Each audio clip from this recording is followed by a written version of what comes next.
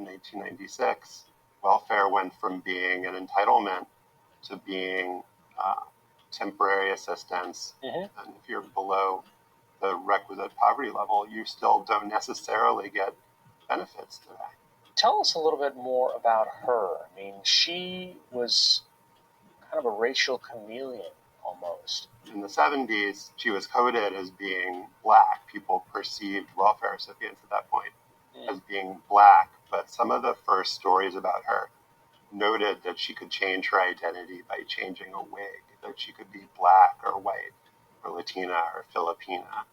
And this was seen as just another example of her deviousness. But as I found in my research, her history with race is far more complicated and in many ways sad. She was born in the Deep South and was rejected by her white relatives due to her, mixed race identity. She was somebody who was forced to pass because of the way growing up as a black person in a white family.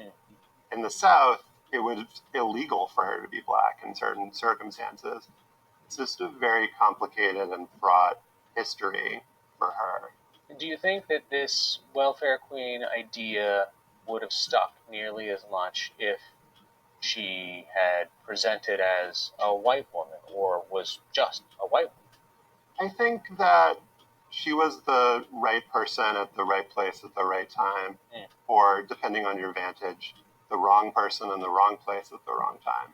I think this idea of the welfare queen was something that was so powerful and such a strong message politically. And you can see that in how this, she was arrested for kidnapping in Chicago. She was accused of murder. But all of that information got left out and sanded away. That's not something that Reagan ever mentioned, certainly. No. I mean, that's some of the fascinating stuff around your reporting is that while she's officially arrested for welfare fraud, kidnapping and potential murder charges in her life are some things that we don't hear about.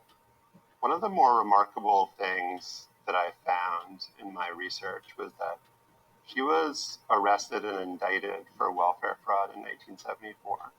When she's out on bail, she is suspected of homicide. A woman that she was living with died of a drug overdose, and there was very strong reason to believe that Taylor had been responsible for it.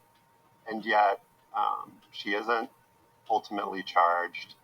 When the story of her life is told contemporaneously in the news, on television, in speeches by Ronald Reagan and others, that just doesn't get mentioned at all. It's like it never even happened. So what do we know about her today? Does she exist anywhere? Did she die? Does she have family? What I've learned is that she went to prison for welfare fraud in the late 1970s.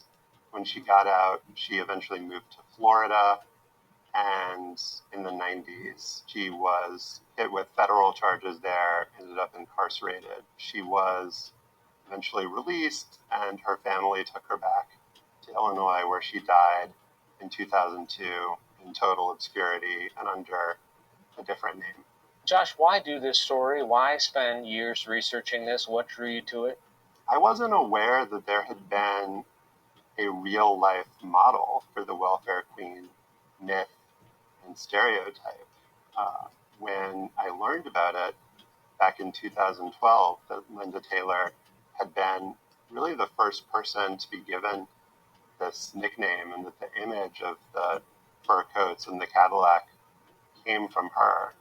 I was fascinated both by that fact and the idea that a myth and a stereotype could endure in a person's image, but that person herself could be forgotten and erased, was just so kind of transfixing to me, and I became obsessed